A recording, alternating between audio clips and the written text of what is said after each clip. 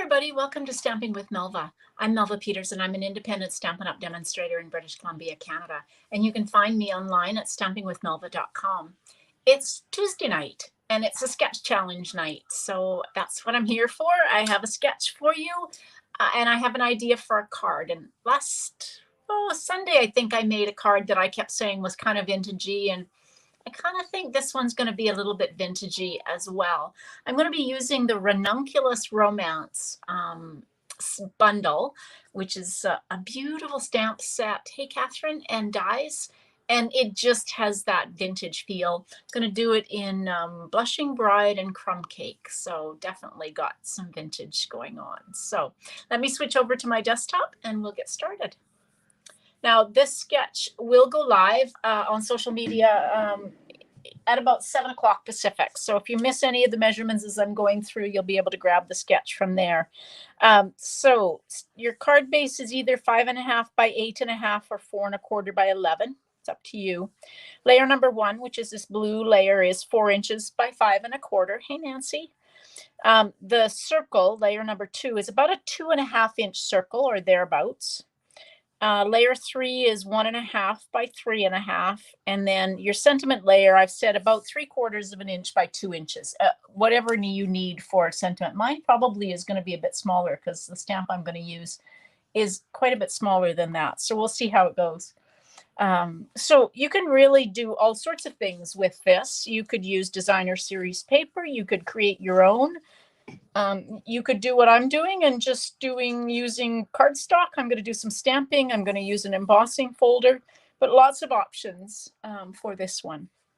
So, like I said, I'm using, this is the Ranunculus Romance. I just love, first of all, I love these flowers. I don't have any in my garden. Not that I'm a very good gardener, but I don't have any of these. But when I saw this, I just love the feel. Anytime there's any like script or postmarks and things like that, I'm all in. So it's got some really pretty stamp sets or stamps, and then it's got a set of dies. So these dies will cut out some of these images. So those images, as well as this kind of postage stamp or postage mark. And then these are just stamped images. And then you have some extra dies. I'm going to use this one, cuts out just kind of a little bit of a sprig. Hey, Betty. A nice leaf. This cuts out kind of the shape, actually the two pieces together, cut out. This will just make a pattern, cut a pattern in your paper. And then this one cuts it out. So you end up with a piece that looks like this, and when all the pieces come out, it's kind of a pretty, can be used as a background as well. And then I think this is kind of like a, I'm going to say a fleur-de-lis, and I know that's not what it is, but anyway, you kind of get that, very ornate. Okay, so let's get started. Put that off to the side. Oops, you just about lost that die. Okay, so I am using Blushing Bride. So I've got a piece that is 4.25 by 11. At least I think it's 4.25 by 11. Oops, just kind of looks a little wider than that to me. So I think I'm just going to measure it and make sure. Oh, 4.25. All right, we're going to score this at 5.5.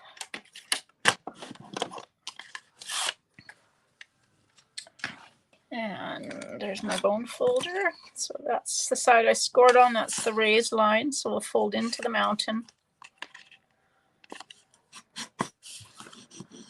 Give it a good burnish. Okay. Now I'm going to use Crumb Cake as my background. So this first layer is going to be Crumb Cake, and we're going to do some stamping on this. And we're also going to emboss this. So let's bring the stamp set back in.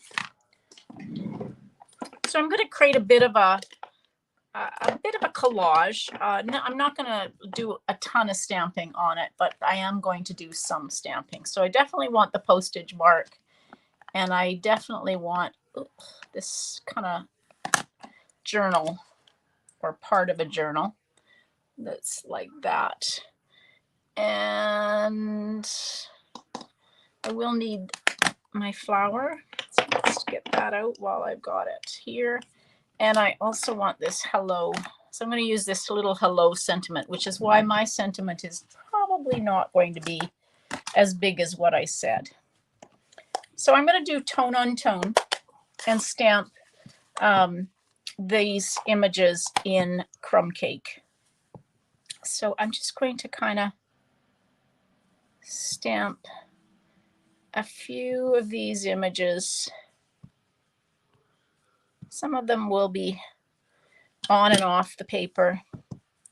This I'm going to stamp off.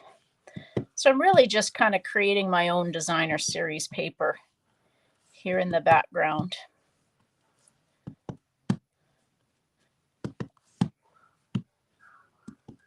There, I think that's probably what I want.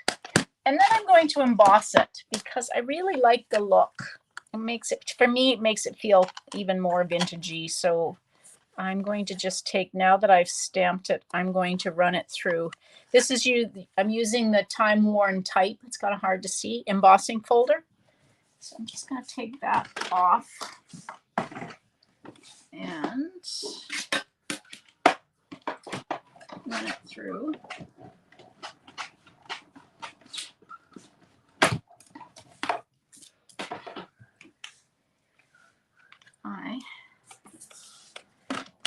So I don't know, there we go. I think you can kind of see, yeah, there we go. You can see the embossing.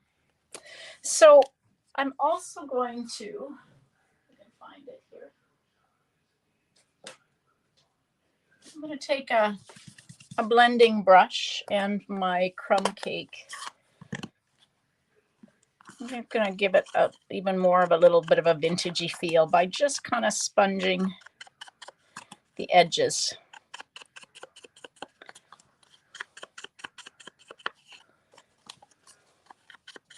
I love crumb cake and blushing bride together.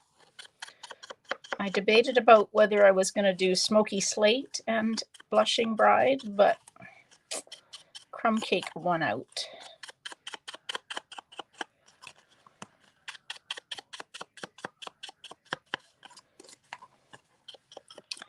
Now, if you wanted to, you could actually do sponging over top of the embossed image, but I'm not going to. I think it with the stamping, it kind of, it's got enough detail behind there. So that will go on like that. So now I'm going to take and stamp my flower. So I'm going to stamp it in, I think I'm going to stick to stamping in crumb cake. So we will just take and stamp that in crumb cake.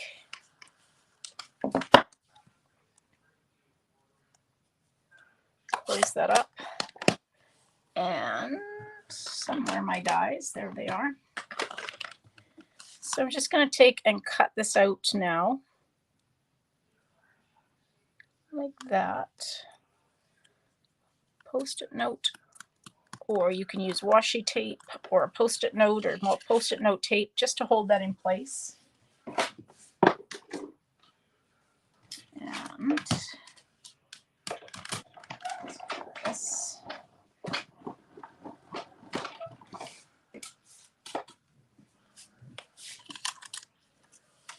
All right, so there's my flower.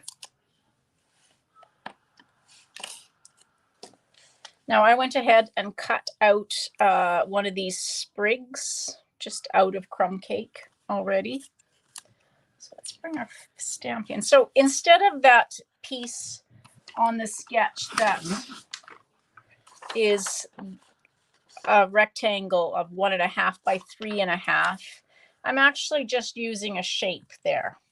So kind of my interpretation of the sketch. So you could use, I could have stamped it on a rectangle.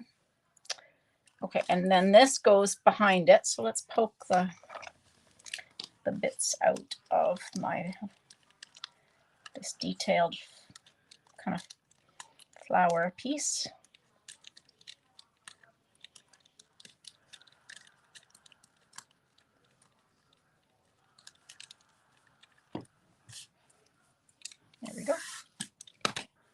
So that's going to go in behind. Oops, got all the pieces out. There we go. So that's going to go in behind, and then this, and yeah, that's better. I was thinking this sprig needed to be, but I think that's just fine with the pink in behind. And then I will take and stamp my sentiment. I think I'll do my sentiment in Blushing Bride.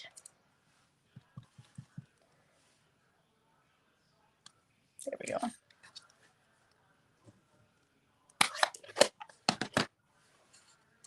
Right, and as usual, I will just cut this. So mine will not be 3/4 of an inch. Mine will be probably closer to 1/2 an inch. And definitely not 2 inches. There we go. Now, I haven't glued anything down here. I brought out, this is the Petal Pink soft polyester ribbon. Now, I find, you know, I've said this is stretchy, and I don't know why I thought this is stretchy, because as I pull this, it is not stretchy at all. But when I first played with it, I thought it was quite stretchy and hard to tie a bow with. But it's Petal Pink, so it kind of goes. Let's see if I'm actually going to use it, because it is Petal Pink as opposed to Blushing Bride. So it's not quite the right color. So maybe we won't put ribbon on. Maybe we'll stick to, these are the, this is the solid faceted gems, and these ones definitely are in Blushing Bride. So let's stick to those, no ribbon.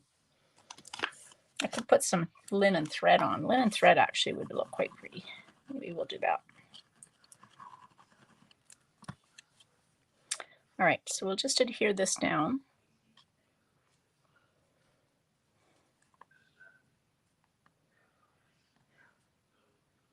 Like that. Okay, I'm just going to grab the linen thread.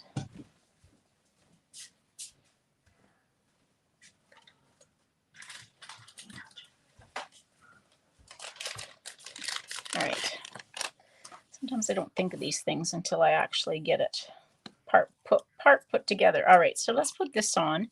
And I'm just going to use just a little bit of Stamp and Seal in behind. Most of this is going to be covered up. So put like that on like that. And then we can use a glue dot to keep our sprig in place. Like that. Now, let's put some linen thread before I forget. So I'm just going to take and wrap this quite wide around my fingers, palm of my hand. Try and get it straightened out. Now that it's coming in rolls, I find that it all kind of bends on itself. So pinch that together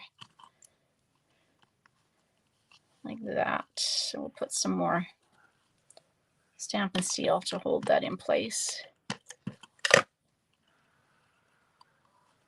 Like that. Kind of make it messy in behind. Probably a little bit much, but that's okay. All right, and some dimensionals to hold my flower in place.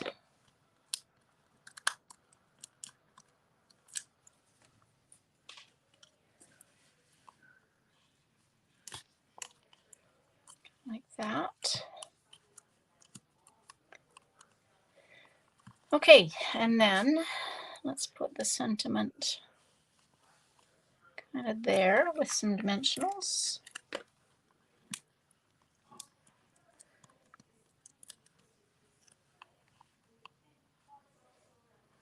Like that. All right, now let's do a little bit of stamping. Maybe at least, let's put the postmark, I guess that's what it's called, right down there in the corner. And then this can go on the inside.